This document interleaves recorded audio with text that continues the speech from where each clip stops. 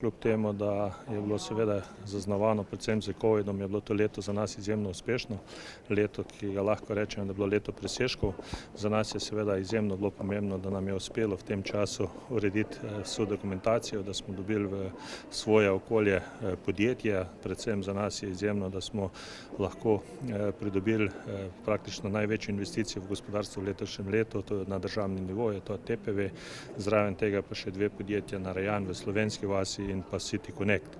Seveda, poleg tega smo bili izjemno uspešni na investicijskem področju, saj dejansko tudi s pomočjo evropskih sredstev in pa tudi s pomočjo države, ki nam je povečala sredstva za investicije, smo v letošnjem letu prenovili most Stare železni čez Krko in pa Savo. Prav tako s pomočjo Ministrstva za okolje smo uredili praktično most in pa cesto v Cerkljah ob Krki. Z Ministrstvom za infrastrukturo smo uredili praktično cestni in pa pločnik v Slovenski vasi.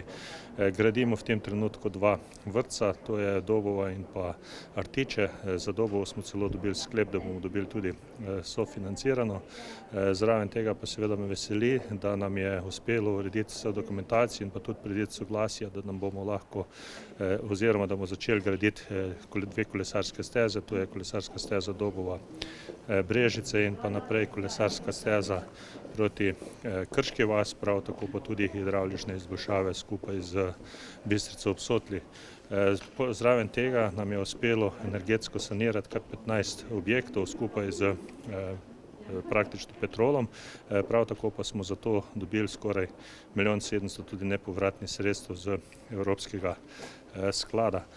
Tako da zraven tega lahko rečem, da smo nenehno tudi sprejemali OPPN-je, kjer smo omogočili razne investicije. Izvedli smo arhitekturni natečaj za vodni center. Me pa veseli, da naše delo vse bolj prepoznavno, tako smo tudi dobili dva izjemno laskava naziva za nas. Eno je Evropsko mesto športa za leto 2022 in pa bili smo ocenjeni zelo visoko po transparentnosti delovanja občinske uprave, kar pomeni na 5. mestu v Sloveniji med 212 občin.